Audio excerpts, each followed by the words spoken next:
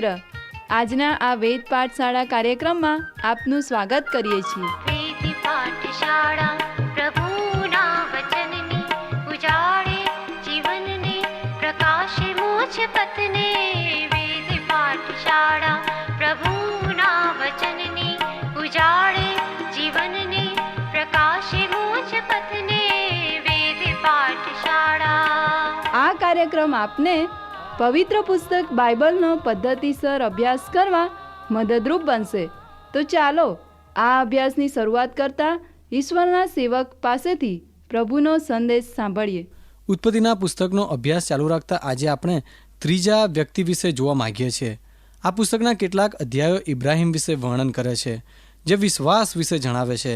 બીજા કેટલાક અધ્યાયો યાકૂબ વિશે જણાવે છે, જે આપણી અંગત ઓળખ વિશેની કટોકટી અને આપણા જીવન માટે ઈશ્વરની ઈચ્છા કેવી રીતે જાણી શકાય તેનું વર્ણન કરે છે. ત્યારબાદ ઉત્પત્તિના પુસ્તકના છેલ્લા 14 અધ્યાયો યુસફ વિશે જણાવે છે. યુસફ પવિત્ર શાસ્ત્રમાંના પવિત્ર અને શુદ્ધ વ્યક્તિઓમાંનો એક હતો. પવિત્ર શાસ્ત્રમાં મોટાભાગના દરેક વ્યક્તિના જીવનમાં સારા અને નબળા પાસા હતા, પરંતુ યુસફ અને દાનિયેલ અપવાદરૂપ હતા. યુસફ યાકૂબની પત્ની રાહેલ, કે જેને તે ખૂબ જ પ્રેમ કરતો હતો, તેનો પ્રથમ દીકરો હતો. યાકૂબ રાહેલને લેહા અને તેની દાસી તેમજ તેના બાળકો કરતાં પણ વધારે ચાહતો હતો. યુસફનો જન્મ થતાં જ યાકૂબના મનમાં તેના મામા લાબાનથી અલગ થવાનો વિચાર આવ્યો અને તેણે લાબાન પાસે જઈને તેના હિસ્સાની માગણી કરી.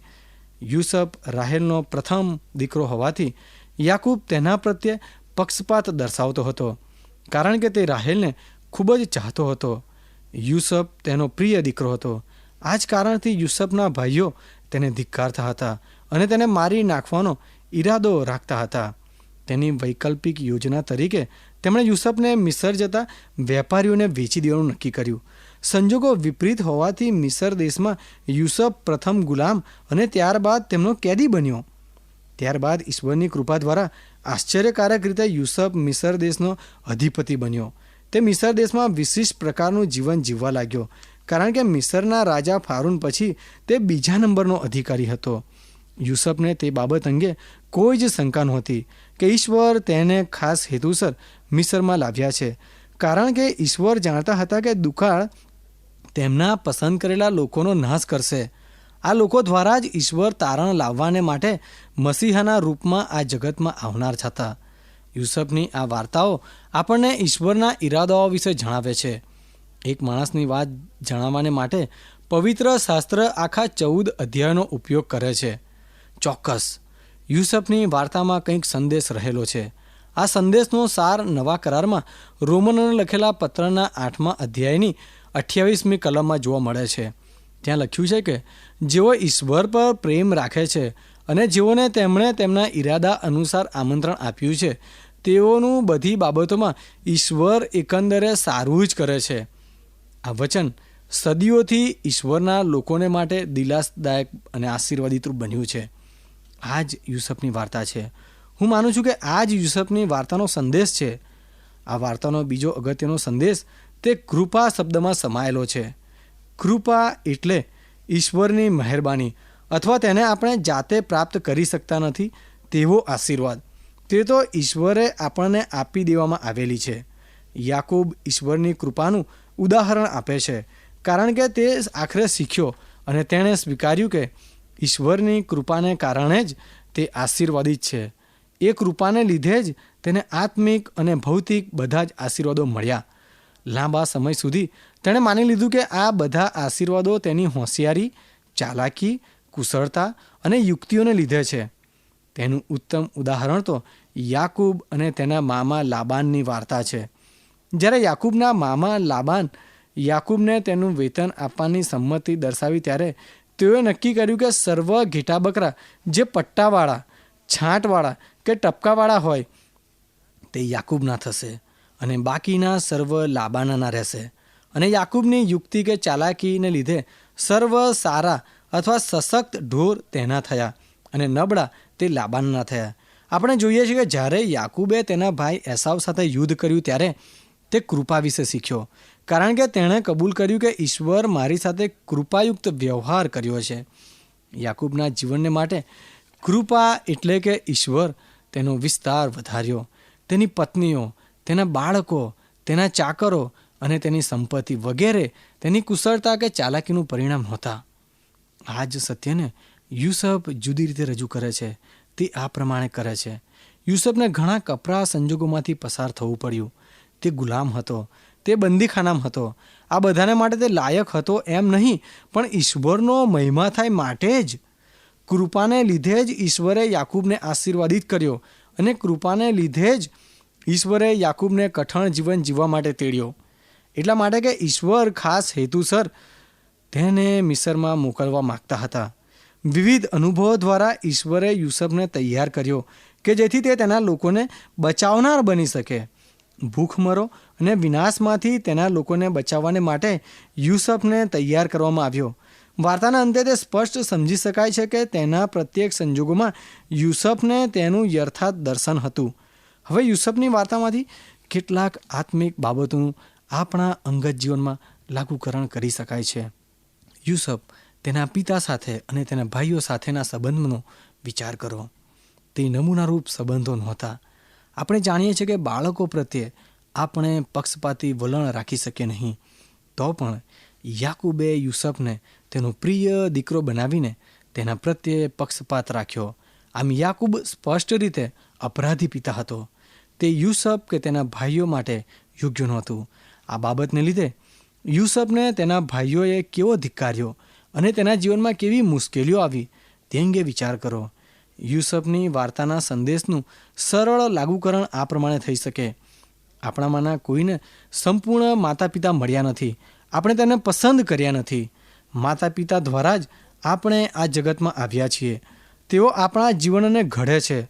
આપણામાંના ઘણાને માતા પિતા કે સાવકા ભાઈ બહેનોને કારણે મુશ્કેલીઓ વેઠવી પડે છે. જો તમારા જીવનમાં આવું બન્યું હોય તો ઈસુ ખ્રિસ્ત જે વધસ્તંભ પરથી જે પ્રાર્થના કરી તે તમે કરી શકો છો. હે બાપ, તેઓને માફ કર, કેમ કે તેઓ શું કરી રહ્યા છે તે તેઓ જાણતા નથી. યુસુફનો સંદેશ આ છે કે ઈશ્વર તમારા જીવનના પ્રત્યેક સંજોગોમાં સર્વોપરી છે. તમારા માતા પિતા અને ભાઈ બહેનો તમારી ઉપેક્ષા કરતા હોય ત્યારે તમારા પ્રત્યુત્તરનો ઉપાય ઈશ્વર તમારા જીવનને ઘડવા માટે કરી શકે છે. એક દિવસ આ જગતમાં ઈશ્વરની યોજનાને માટે તમે ચોક્કસ લાયક બનશો. ઈશ્વર પ્રત્યેક સંજોગોમાં સર્વોપરી છે.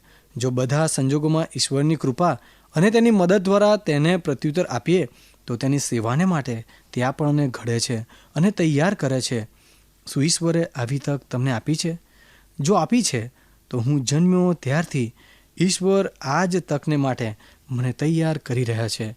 તે તમે કબૂલ કર્યું છે? હું માનું છું કે આપણું સમગ્ર જીવન આ તકની તૈયારી રૂપે છે. આ જ યુસુફના જીવનનો સંદેશ છે. કેટલીક વાર જ્યારે સંજોગો આપણા કાબુ બહારના હોય ત્યારે આપણને આશ્ચર્ય થાય છે, કેમ આવું? શા માટે મારે આવા પ્રશ્નોનો સામનો કરવો પડે છે? શા માટે મારે એકલાએ જ આ બધું વેઠવું પડે છે? શા માટે મારા ઘરમાં જ આ બધા પ્રશ્નો છે? શા માટે હું આવી બધી કટોકટીનો સામનો કરી રહ્યો છું? યુસુફના જીવન દ્વારા ઈશ્વરનું વચન જણાવે છે કે ઈશ્વર તે સર્વમાં સર્વોપરી છે. પ્રત્યેક મુશ્કેલીઓ, સંજોગો અને વ્યક્તિઓ ઈશ્વર એક સાધન તરીકે ઉપયોગ કરે છે જેથી તે તમારા જીવનને ઘડી શકે છે. ઈશ્વર તે માટે તમને કૃપા આપે છે. તે સાધનોને ઈશ્વર તમારા જીવનને ઘડવા ઉપયોગમાં લે છે જેથી તમે તેના ઈરાદા પૂર્ણ કરી શકો. મિત્ર, આપણે જોઈએ છે કે ઈશ્વર આપણને શીખવાડવા માગે છે. જેમ યુસુફને ઈશ્વર લઈ ગયા તેમ તમને લઈ જવા માગે છે. આપણા જીવનમાં આવેલી પ્રત્યેક પરિસ્થિતિ એ આપણને ઘડે છે. જો કોઈ માતા પિતા હોય, જો કોઈ ભાઈ બહેનો હોય, જો કોઈ મિત્રો હોય, તો પણ ઈશ્વર આપણને ઈરાદાપૂર્વક ઘડવા માગે છે. કારણ કે ઈશ્વર આપણો ઉપયોગ કરવા માગે છે અને તે સાધનોને ઈશ્વર તમારા જીવનને ઘડવા માટે જ ઉપયોગમાં લે છે જેથી તમે તેના ઈરાદા પૂર્ણ કરી શકો. મિત્ર, બાઇબલમાં ઉત્પત્તિના પુસ્તકના 50મા અધ્યાયની 19 અને 20મી કલમમાં ઈશ્વરનું વચન જણાવે છે કે યુસુફના ભાઈઓ તેનાથી ગભરાતા હતા. તેઓએ વિચાર્યું કે યુસફ તેઓ પ્રત્યે વેર રાખશે. પરંતુ યુસફે તેઓને કહ્યું, તમે ગભરાશો નહીં. તમે મારું ભૂંડું કરવાની ઈચ્છા રાખી, પરંતુ ઈશ્વરે તેને ભલામાં ફેરવી નાખીને મને આ ઉચ્ચ પદવીએ મૂક્યો છે, તેથી હું ઘણી વ્યક્તિઓના જીવનને બચાવી શકું. ઈશ્વર ભૂંડાઈને ભલાઈમાં ફેરવી નાખે છે અને તેમાંથી કંઈ જ સારું જ નિપજાવે છે. મિત્ર, આપણે જોઈએ છે કે યુસફના ભાઈઓ યુસફને માટે મુશ્કેલી ઊભી કરે છે, પરંતુ અહીંયા ઈશ્વર તેને માટે બહુ અજાયબનો ઉપયોગ કરે છે. અહીંયા જોઈએ છે કે યુસફના ભાઈઓ યુસફથી ગભરાય છે, કારણ કે તેઓએ એવું વિચાર્યું કે યુસફ તેઓ પ્રત્યે વેર રાખશે. પરંતુ યુસફે તેઓને કહ્યું, તમે ગભરાશો નહીં. તમે મારું ભૂંડું કરવાની ઈચ્છા રાખી, પરંતુ ઈશ્વરે તેને ભલામાં ફેરવી નાખીને મને આ ઉચ્ચ પદવીએ મૂક્યો છે, જેથી હું ઘણી વ્યક્તિઓને બચાવી શકું. હું ઘણી વ્યક્તિઓના જીવનને બચાવી શકું. ઈશ્વર ભૂંડાઈને ભલાઈમાં ફેરવી નાખે છે અને તેમાંથી કંઈ જ સારું જ નિપજાવે છે. આ સત્ય આપણા માટે એક મહાન દિલાસો છે. માટે ચોક્કસ ઈશ્વર આપણી નબળાઈઓને, ભૂલોને અને આપણી નિષ્ફળતાઓને બદલી શકે છે.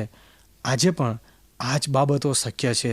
ઈશ્વર ઈચ્છે છે કે આપણી નબળાઈઓ, આપણી ભૂલો, આપણી નિષ્ફળતાઓ સાથે આપણે ઈશ્વરની પાસે આવીએ અને જે યુસફના જીવન દ્વારા મહાન સત્ય અને મહાન દિલાસો મળે છે, તે દિલાસાને આપણે વળગી રહીએ. ચોક્કસ ઈશ્વર આપણને આ સત્યો શીખવાડવા માગે છે. આજે આ અભ્યાસ પૂરો કરતાં મને આશા છે કે તમે દિલાસો મેળવી શકશો અને વાસ્તવિકતા પણ જાણી શકશો. જ્યારે તમે પડી ગયા હો અને નિષ્ફળ ગયા હો, ત્યારે ઈશ્વર આપણને બિનશરતી પ્રેમ કરે છે. તેથી તેઓ આપણી નિષ્ફળતા સ્વીકારી આપણને યોગ્ય જગ્યા પર મૂકે છે. આપણે ઇબ્રાહિમના જીવન પરથી શીખ્યા કે તે વિશ્વાસનો પિતા છે. યાકૂબના જીવન પરથી શીખ્યા કે તે કૃપા વિશે જણાવે છે. અને હવે યુસફના જીવન પરથી પણ આપણને કૃપા વિશે શિક્ષણ મળે છે. કૃપા એ તારણ તરફ દોરે છે. જો આપણે આત્મિક નિષ્ફળતા પામેલા હોઈએ તો પણ ઈશ્વર આપણને પ્રેમ કરે છે. ઉત્પત્તિ 45મા અધ્યાયની 5મી કલમમાં યુસફ આ પ્રમાણે જણાવે છે, તમે મને અહીં વેચી દીધો, તેને લીધે તમે દિલગીર ન થાઓ ને તમારા મનમાં બળાપો ન કરો, કેમ કે જાન બચાવવાને દેવે એટલે કે ઈશ્વરે તમારી આગળ મને મોકલ્યો. 7મી કલમથી તે જણાવે છે કે તે માટે પૃથ્વીમાં તારા સંતાન કાયમ રાખવાને તથા મોટા ઉદ્ધારથી તમારા જીવ બચાવવાને દેવે તમારી આગળ મને મોકલ્યો. એ માટે તમે તો નહીં, પણ દેવે મને અહીં મોકલ્યો અને તેણે મને ફારૂનના પિતા સમાન ને તેના આખા ઘરના ધણી તથા આખા મિસરનો અધિપતિ કર્યો છે. તમે ઉતાવળથી મારા બાપની પાસે જાઓ ને તેને કહો કે તારો દીકરો યુસફ એમ કહે છે કે દેવે મને આખા મિસરનો ધણી કર્યો છે. મારી પાસે આવ, વિલંબ ન કર અને તું ગોસેન દેશમાં રહીશ. અહીં તમે જુઓ મિત્ર કે યુસફના મનમાં કોઈ જ ભૂલ નહોતી. ઈશ્વરની મહાનતાને તે બરાબર સમજી શકે છે, કારણ કે તે જણાવે છે કે તમે નહીં, પણ ઈશ્વરે મને મિસર દેશમાં મોકલ્યો છે. તમે તો મારું ભૂંડું કરવાની ઈચ્છા રાખી, પરંતુ તમે નહીં, પણ ઈશ્વરે મને મિસર દેશમાં મોકલ્યો. ઈશ્વરના ખાસ લોકો મિસર દેશમાં આવે છે. ત્યાં ઉત્પત્તિના પુસ્તકનો અંત આવે છે. તે આપણને બાઇબલના બીજા પુસ્તક નિર્ગમન તરફ દોરી જાય છે. હવે મિત્ર, આપણે તેથી નિર્ગમનના પુસ્તકના સર્વેક્ષણ તરફ આગળ વધીશું. યુસફના જીવનના સંજોગો આપણને નિર્ગમનના પુસ્તકનો ઐતિહાસિક ખ્યાલ આપે છે. ઉત્પત્તિના પુસ્તકમાં અજોડ લોકોનો જન્મ થાય છે. તેમને નામ આપવામાં આવે છે. ભૂખમરો અને વિનાશમાંથી તેમને બચાવવામાં આવે છે. ઉત્પત્તિના 12મા અધ્યાયમાં તમે ઇબ્રાહિમ વિશે સાંભળ્યું. તે પછી બાઇબલમાં બાકીના 1178 અધ્યાયો ઇબ્રાહિમ અને તેના સંતાનો વિશે છે. ખાસ કરીને એક સંતાન કે જેના દ્વારા પૃથ્વી પરના તમામ દેશો આશીર્વાદિત થયા. સમગ્ર બાઇબલ ઇઝરાયલ વિશે છે. શા માટે ઇઝરાયલનું મહત્ત્વ છે મિત્ર? એટલા માટે કે ઈશ્વર દુનિયામાં કાળા, ગોરા, લાલ કે પીળા માણસ તરીકે આવ્યા નહીં, પરંતુ તેમના આ દુનિયામાં આવવાનો હેતુ તેમણે ખાસ પ્રકારના લોકોનું સર્જન કર્યું, અને તે લોકો ખાસ તો હેબ્રી લોકો છે. ઈશ્વરે યહૂદી લોકોને આ હેતુને માટે ઉત્પન્ન કર્યા. તે માણસ બનીને આવનાર હતા. તેથી તે એવા લોકોનું સર્જન કરવા માગતા હતા કે જેના દ્વારા તે મનુષ્ય બનીને આ જગતમાં આવી શકે. આ જ બાબતે હિબ્રી લોકોને ખાસ લોકો બનાવાયા.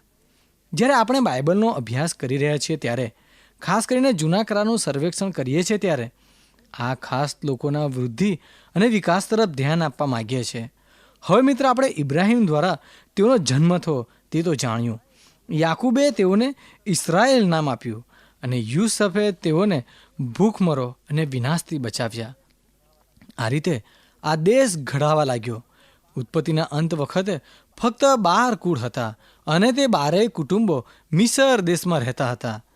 ઉત્પત્તિ અને નિર્ગમનના પુસ્તક વચ્ચે 400 વર્ષનો સમયગાળો હતો. આ સમય ખૂબ જ લાંબો છે. નિર્ગમનના પ્રથમ અધ્યાયમાં આ 12 કુળની વૃદ્ધિ થઈ. તેઓ સંખ્યામાં વધતા ગયા. ફારૂન માટે તે ભયજનક હતું, માટે તેણે તેમને ગુલામગીરીમાં જ રાખવાનું નક્કી કર્યું. હવે મિત્રો, ઉત્પત્તિના પુસ્તક પછી 400 વર્ષ પછી પણ તેઓ માત્ર ગુલામો તરીકે વધતા ગયા. તેઓ હજી એક દેશ બન્યા નહોતા. ઈશ્વર તેઓને એક દેશ બનાવવાને માટે ઘડી રહ્યા હતા. નિર્ગમનના પુસ્તકમાં તેઓ એક દેશ બનનાર હતા.